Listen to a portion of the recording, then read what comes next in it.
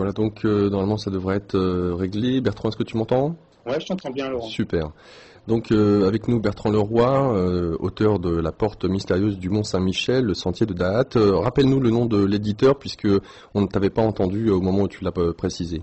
Donc, c'est aux éditions Pascal Gallaudet, un éditeur de Saint-Malo, qui a pris la succession d'Alphée, en fait, Jean-Paul Bertrand. Et voilà, donc toujours édité, toujours disponible en librairie, et aussi sur le site internet du sentier.org. Alors Bertrand, via ton association Néo-Stalker, tu proposes de marcher en direction du Mont Saint-Michel à partir d'un endroit. Il y a 3 jours de marche. Ton association donc vise à accueillir ceux et celles qui souhaitent faire cette marche de 3 jours et puis de les accompagner au Mont Saint-Michel. Tu es présent dans le cadre de cette revue de presse aujourd'hui pour nous parler d'un événement qui a lien avec la marche, mais d'une plus grande ampleur cette fois-ci. Un appel qui est pour le 21 juin. Qu'est-ce qu'il en est exactement, Bertrand? Ouais, c'est ça, ouais. Donc en fait, c'est vrai que j'étais passé sur l'antenne pour discuter de ce livre, La Porte Mystérieuse du Mont Saint-Michel. Et suite à l'édition du livre, on a eu beaucoup de succès en fait l'année dernière, et c'est plus d'une centaine de personnes qui sont venues marcher sur ces 4 jours de marche à destination du Mont Saint-Michel. Et en fait, pris par le succès de ces marches, les discussions qui ont pu avoir lieu sur ce sentier, on a pensé à un changement d'échelle en fait, tout simplement, un grand événement. Donc là, ça me fait super plaisir de pouvoir en parler parce que c'est un projet assez important pour nous. Et qui se passerait donc le 21 juin, on a lancé un appel et un site internet, donc évolutionenmarche.org, qui regroupe toutes les informations pour cet appel en fait à destination du Mont Saint-Michel. Donc une grande marche de 22 jours, 434 km. Quoi dire d'autre en fait? Le principe est très simple. Il suffit de se rendre sur le site. En fait, on télécharge la carte du sentier, on télécharge le sac à dos et puis on ose le premier pas. Sans compter que cette marche de 22 jours se fait en collaboration avec notamment le mouvement Colibri. Oui, donc alors effectivement, du fait de la communication autour de cette marche, on a rencontré plusieurs réseaux, que ce soit les Indignés, les Colibris, les Anonymous. Ce qui ressort de tout ça, c'est vrai qu'on a une éthique assez proche des Colibris, mais c'est avant tout un appel à l'être en fait, quoi. Une des discussions qu'on a beaucoup eues autour de la création de cet événement, justement, c'était la création ou pas d'un logo. Et on s'est mis d'accord en fait que non, c'était pas le propos, quoi. Donc c'est pas non plus une marche des Colibris, c'est une marche qui est ouverte à tout le monde. Après, certaines personnes des Colibris s'en sentent proches et ont décidé de venir marcher avec nous et de communiquer autour, c'est super. Mais c'est pas du tout le propos de faire une marche Colibri ou une marche indignée ou une marche. Voilà, là je pense que on peut en discuter, quoi, mais dans un contexte de crise assez globale qui fait que l'effondrement des structures en fait inquiète, et on a vite fait de vouloir se récupérer une étiquette, en fait, se remettre dans un moule. Tu fais de l'effondrement un peu de toutes les structures rigides de nos sociétés, et le propos de cette marche, c'est d'apprendre à surfer cette vague un peu liquide qui est en train d'apparaître, quoi, la dissolution de ce système en fait, hein, assez rigide, et d'apprendre à le surfer. Donc pas de logo, pas d'inscription, juste un appel en fait. L'entend qui veut, qui peut, et l'idée c'est ça, c'est de faire son sac et d'oser un pas. Pas marcher contre. Là voilà, j'étais sur Facebook là récemment et c'est vrai qu'on se rend compte que la marche est dans l'air du temps, quoi. Et tous les mouvements en ce moment ça se propose ce type de marche, enfin beaucoup de mouvements. Là je voyais récemment là une marche contre Monsanto de 2 millions de personnes, oui, le 26 dans le mai, monde, ouais. et c'est assez impressionnant les proportions que ça prend. Mais le propos de cette évolution en marche, justement, c'est peut-être plutôt de manifester contre, manifester pour un petit peu quelque chose, et avant tout, peut-être pour soi. C'est l'enjeu, à mon avis, de peut-être ce sentier, c'est de se rencontrer soi et ensuite de pouvoir le manifester aux autres. Alors forcément, cette marche commencera le 21 juin, ça sera à 9 heures. Le rendez-vous est fixé sur le parvis de Notre-Dame de Paris. 22 jours de marche, symboliquement c'est intéressant par rapport aux lames du tarot de Marseille, et c'est l'âme majeure. 22 jours de marche en direction du Mont Saint-Michel. Cette marche n'est pas sans rappeler différentes marches qui ont été effectuées à travers l'histoire. Plus proche de nous, on a la marche du Larzac jusqu'à Paris, où les agriculteurs de l'époque avaient été montés sur la capitale, avec tout ce que ça impliquait comme enjeu. Paris, la capitale, certes. On se souvient bien entendu la marche du sel de Gandhi. Alors, qu'est-ce que symboliquement évoque, pourquoi Notre-Dame, parce que là, elle est connotée, hein, Notre-Dame de Paris, symbole... Surtout en ce moment, là. Oui, malheureusement pas dans le bon sens du terme. Et puis, bien entendu, le Mont-Saint-Michel. Alors, à quoi, peut-être un petit cours historique, si je puis dire, pourquoi Notre-Dame de Paris, pourquoi le Mont-Saint-Michel? Pourquoi Notre-Dame de Paris? Pour moi, Notre-Dame de Paris, c'est vraiment le cœur de la France, en fait. Hein. C'est Paris, la ville lumière. Un ami à moi disait... politique disait on bascule Paris, on bascule le monde, quoi. Je pense qu'il y a beaucoup de pays qui nous regardent en ce moment, qui regardent la France, son passé révolutionnaire, qu'attendent des choses de nous en fait. Mais bon, en ce moment, les gens sont plus dans la théorisation un petit peu de l'après, d'essayer de construire une structure, un autre système en fait qui pourrait compléter l'effondrement de celui-ci. Donc Paris, pour moi, c'est vraiment le symbole, enfin Notre-Dame de Paris, le symbole du cœur de France, et relier le cœur de France au Mont-Saint-Michel, en termes de symbolique, c'est vraiment intéressant, puisque Saint-Michel, c'est qui est comme Dieu, c'est vraiment le chef de la milice armée des anges, et donc relier ça, d'ailleurs on le voit bien dans l'Apocalypse de Saint Jean, à la fin c'est Saint-Michel qui revient terrasser le dragon. Je pense que là, on est en train d'assister, et l'expérience que j'ai pu avoir au cours de ces 2 années de marche sur le sentier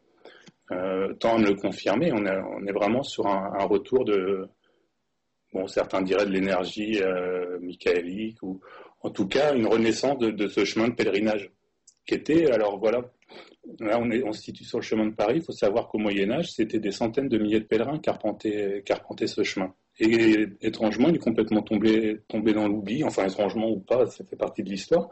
Il est tombé dans l'oubli, et là, il est appelé à renaître, vraiment. De plus en plus de gens communiquent. Là, pour faire cette marche, on va utiliser un itinéraire qui vient d'être restauré par la mairie de Paris et par les régions. Ça s'appelle la Vélocénie.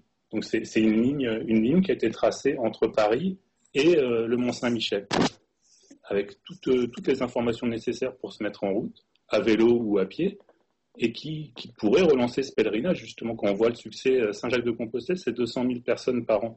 Là, moi, ce que j'ai envie de montrer aussi, et avec les gens qui m'accompagnent, c'est le potentiel de ce chemin de pèlerinage aux portes de Paris. Il faut savoir que bon, on traverse une crise, c'est difficile, mais pour même tous les Parisiens ou ceux qui habitent en banlieue, ils sont à un ticket de métro d'une des plus grandes aventures qui existe actuellement, c'est-à-dire 22 jours de marche qui se retrouvent au Mont-Saint-Michel ou à la plage, ou qu'importe en fait la destination. Ce qui compte avant tout pour moi, c'est oser ce premier pas et se mettre en mouvement. Et c'est une chance pour Paris d'avoir cette ligne, qui quelque part perce un petit peu cette sphère urbaine et la reconnecte à la nature, à la poussière du sentier, au soleil et à tout ce qu'on peut trouver dès qu'on marche. Alors, il est vrai que ce sentier de pèlerinage, durant 5 siècles, j'allais dire, de sommeil maintenant, avait été surnommé le chemin du paradis. Alors, intéressant. Et en même temps, pour ceux et celles qui nous écoutent et qui sont sur cette ligne, sur ce sentier qui mène de Notre-Dame au Mont-Saint-Michel, mais qui n'ont pas la possibilité de se rendre à Paris, parce que peut-être que 22 jours de marche, ce serait trop long pour eux. Peut-être que leurs conditions physiques ne seraient pas à même de pouvoir supporter un tel pèlerinage, si on peut parler de pèlerinage. Est-ce qu'il serait possible pour ceux et celles qui sont intéressés de pouvoir rejoindre à un moment donné, le groupe? Je ne sais pas d'ailleurs s'il s'agira d'un groupe compact, peut-être plus quelque chose d'assez effiloché, si je puis dire, tout au long de ce sentier, mais de pouvoir donc vous rejoindre à des étapes, peut-être des étapes clés.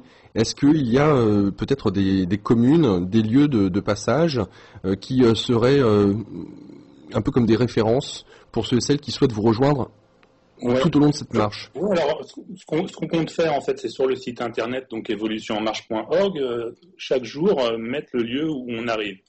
Donc après, la personne intéressée, bien sûr, peut nous rejoindre à n'importe quelle étape. Et le principe de cette marche n'est pas forcément de faire les 22 jours ou l'intégralité de la marche.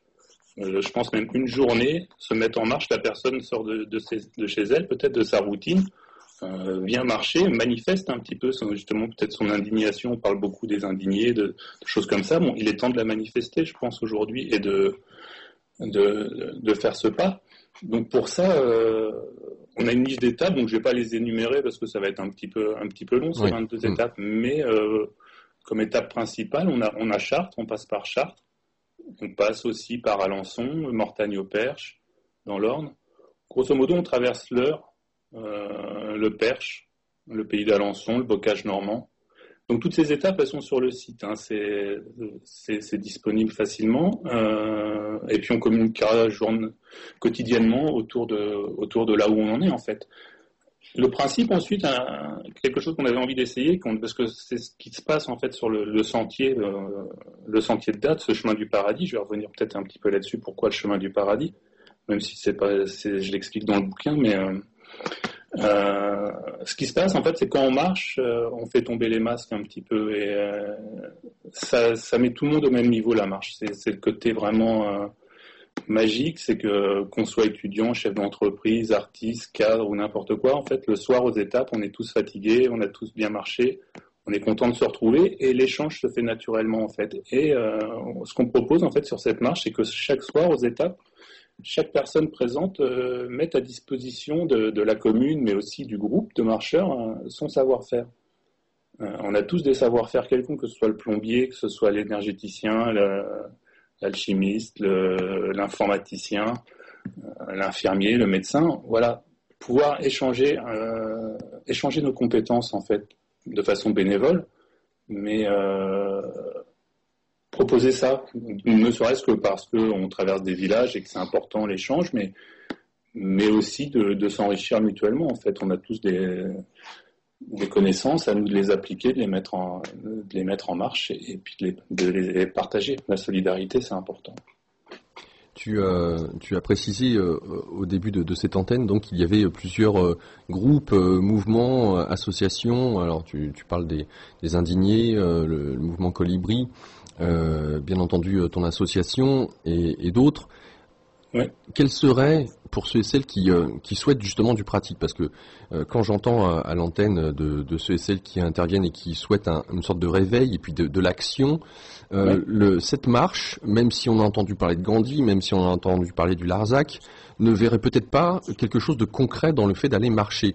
Alors là, tu nous exposes qu'il y a on tombe les masques, tout à chacun à la fin d'une journée et puis tout au long de cette aventure, est à même de pouvoir tisser des liens, une certaine forme de lien social, mais même plus que ça, tout simplement humain, et en même temps de se demander derrière, mais quel est l'intérêt de marcher? Ok, c'est sympa, on marche.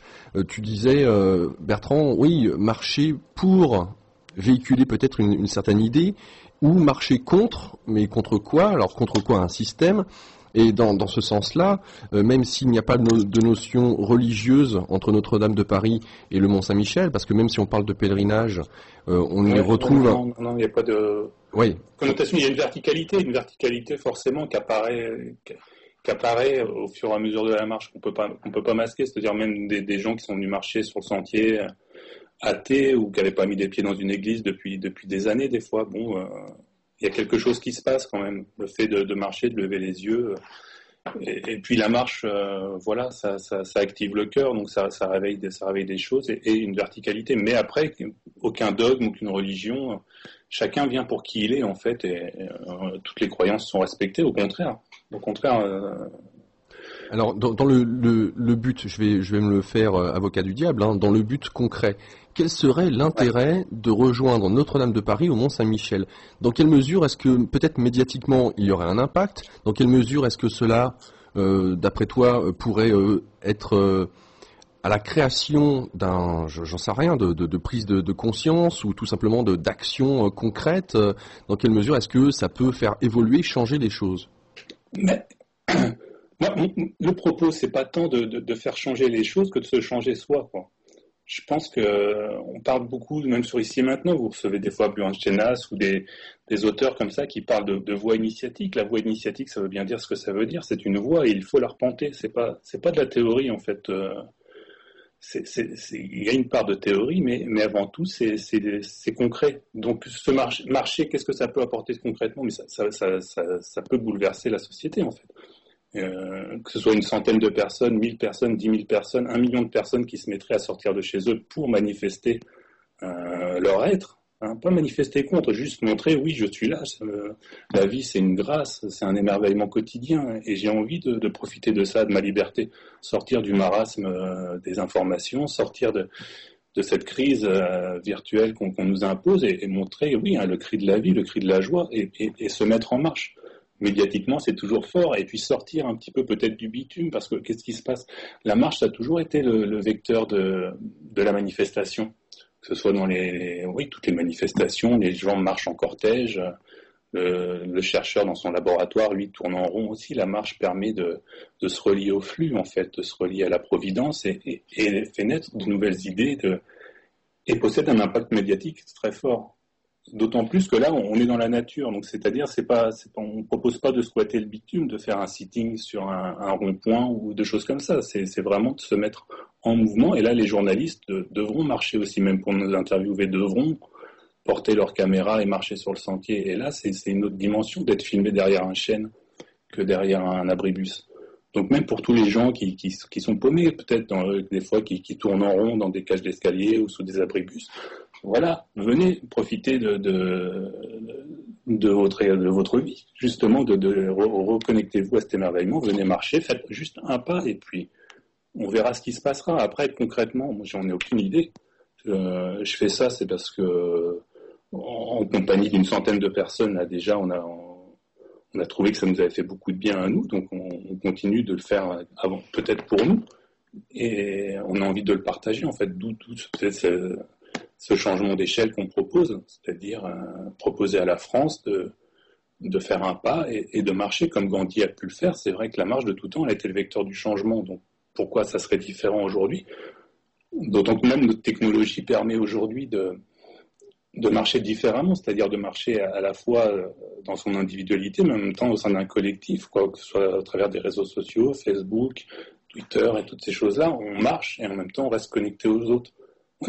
En fait, on est relié et connecté. Voilà, je pense que c'est ce qui est important. On est dans une société qui est hyper connectée, mais qui a perdu le lien, en fait, qui a perdu ce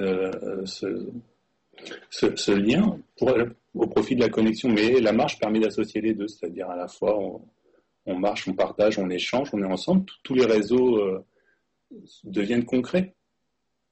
Et c'est ce qui manque peut-être des fois à la sphère Internet. Justement, c'est des passages comme ça, ouverts à la rencontre réelle, IRL comme on dit, et la marche, cette marche, mais d'autres marches, les gens, rien ne les oblige à venir à Notre-Dame, mais ils peuvent aussi sortir de chez eux et voilà, avec leurs enfants, avec leurs amis, se mettre en marche. Je pense que oser le premier pas, voilà, c'est aussi plonger dans l'ici et maintenant, c'est aussi se relier à la providence, à la nature, au flux, à ces choses qu'on oublie, pris dans, justement, on parlait de cette crise qui mobilise tout le monde, qui essaie de paralyser tout le monde par la peur.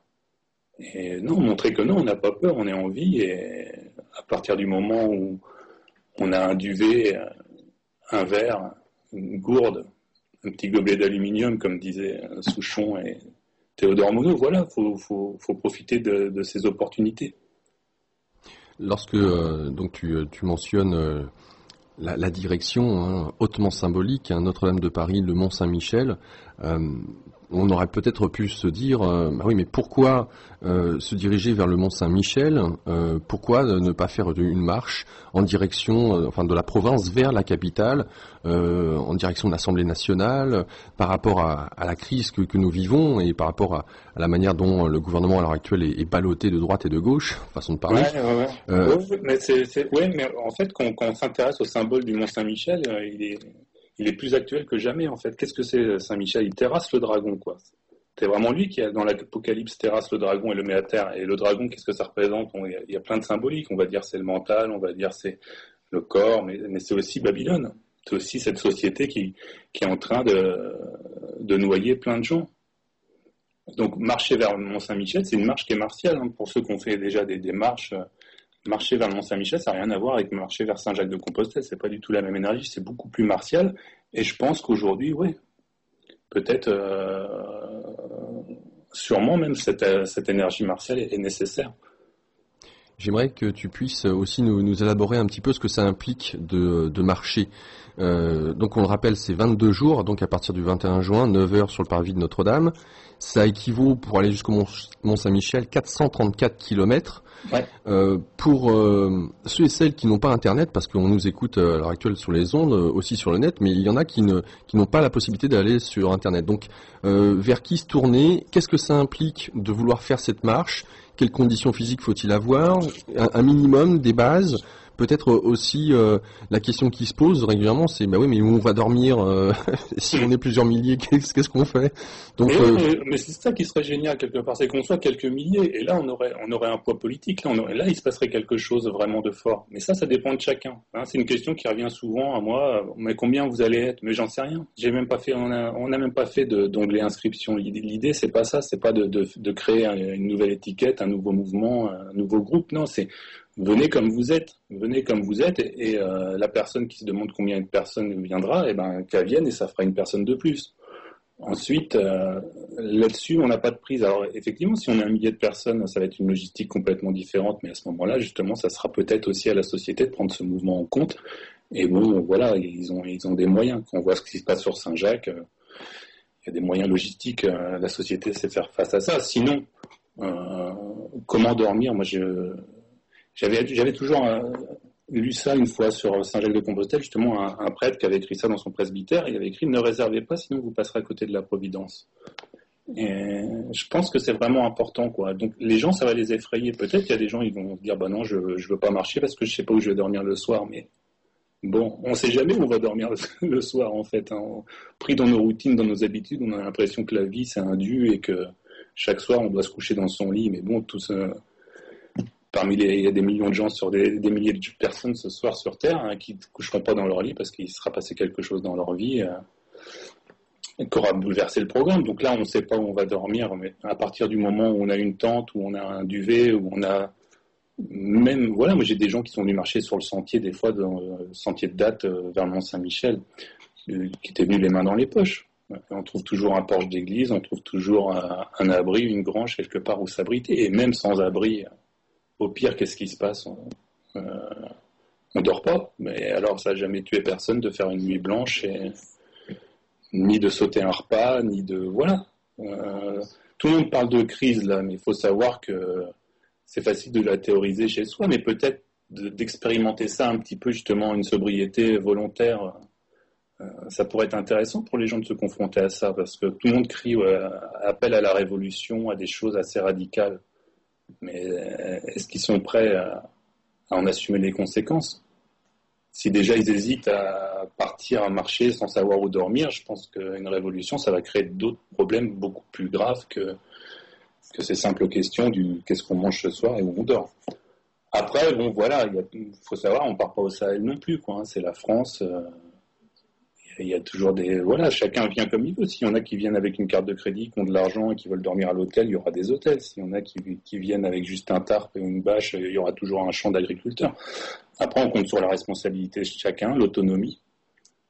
Mais pour ça, moi, j'ai confiance. J'ai confiance parce que, voilà, j'en ai expérimenté sur Saint-Michel des groupes de plus de vingtaine de personnes qui, on aurait pu se dire, ça va être l'enfer à gérer. Et en fait, non, tout se met en place très simplement et quand on est fatigué le soir, enfin les pèlerins sont toujours bien vus. Il faut savoir qu'un marcheur qui arrive dans un village, souvent voilà, il réveille une part de rêve chez la personne sédentaire. Il se dit mais oui, moi aussi j'aimerais bien peut-être me mettre en mouvement. Et à partir du moment où on laisse l'endroit plus propre en partant que quand on est arrivé, il y a aucun problème. On ne vient pas pour brûler des voitures ni casser, mais on vient juste pour s'exprimer soi, quoi.